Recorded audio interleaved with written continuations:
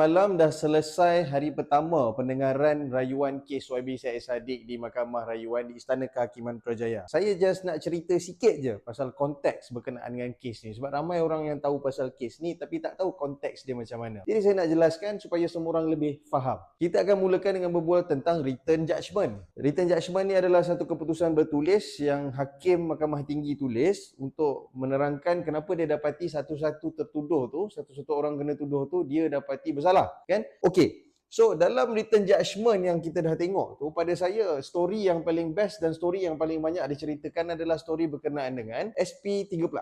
SP13 ni adalah saksi pendakwaan yang ke-13. SP13 ni ataupun saksi pendakwaan 13 ni bernama Rafiq. Rafiq ni adalah bendahari bagi Amada, dan Amada ni adalah satu youth wing di bawah Parti Bersatu. Rafiq ini adalah orang yang diamanahkan untuk mengendalikan semua duit yang keluar masuk dalam akaun Parti Amada. Dan Rafiq ni juga adalah salah seorang daripada G5 Amada. G5 ni adalah 5 pemimpin tertinggi Amada. Jadi 5 pemimpin tertinggi ni adalah tergolong daripada ketua, timbalan, setiausaha, bendahari dan ketua penerangan. Rafiq ni adalah saksi utama pendakwa raya yang testimoninya adalah digunakan untuk menunjukkan ataupun membuktikan yang YB Syed Saddiq melanggar Undang-Undang Malaysia. SP13 iaitu Rafiq juga adalah pemilik bagi ABBE iaitu Amada Bumi Bersatu Enterprise. Ini adalah merupakan sebuah syarikat persendirian yang dimiliki oleh Rafiq, dan fakta ini telah pun disahkan oleh seorang eksekutif daripada Suruhanjaya Syarikat Malaysia sewaktu pendengaran kes di Mahkamah Tinggi. Dan apa yang terjadi adalah akaun syarikat ini digunakan oleh YB Syed Saddiq untuk membuat program-program raya dana supaya dia boleh menjadi dan dia boleh bertanding sebagai seorang calon di Parlimen Muar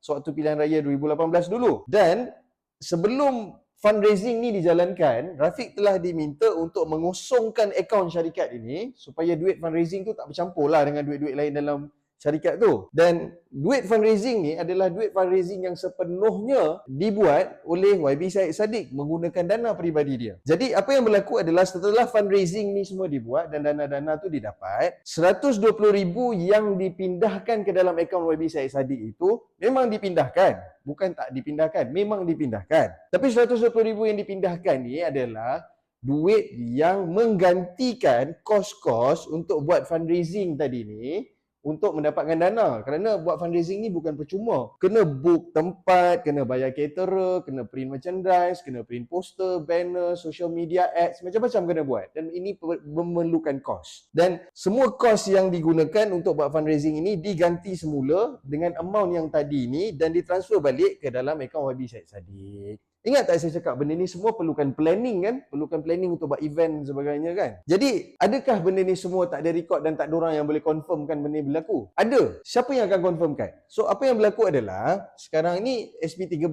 ni adalah saksi utama pendakwa raya. Macam mana pula dengan saksi pembelaan? Okey, apa yang berlaku adalah pembelaan ataupun pihak peguam YB Syed Saddiq telah pun memanggil ketua penerangan Armada, iaitu salah seorang daripada G5 Armada juga, untuk memberikan keterangan di mahkamah untuk mengesahkan kenyataan daripada YB Syed Saddiq, dan benda ini telah pun dibuat. So saudara Ulia iaitu ketua penerangan Armada pada waktu itu telah pun memberikan keterangan beliau untuk mengesahkan apa yang telah diberitahu oleh YB Syed Saddiq, iaitu duit-duit tadi ni adalah duit untuk membayar ganti wang yang telah dibelanjakan terlebih dahulu oleh dia.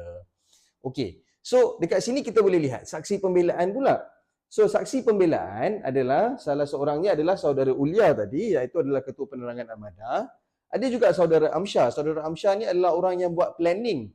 Dia plan segala event ni, nak booking tempat dekat mana, nak bayar, nak pakai caterer mana, nak design apa, banner apa semua ni lah. Dan ada juga saudari Hidayah. Saudari Hidayah ni adalah orang yang bertanggungjawab untuk buat semua bayaran-bayaran yang berkenaan dengan fundraising calon pilihan raya tadi ni. Apa yang jadi ialah bila written judgement ni keluar tahun lepas, SP13 iaitu Rafiq disebut berkali-kali dalam dokumen yang berbelas-belas buku surat tersebut. Testimoni yang diberikan oleh saudara Rafiq ni yang merupakan saksi nombor 13 ni, testimoni yang paling banyak digunakan di banyak tempat dalam kes ini untuk menunjukkan yang YB Syed Saddiq ini melanggar undang-undang. Jadi persoalannya di sini, apa pula yang dah jadi dengan testimoni yang diberikan oleh saksi-saksi pembelaan?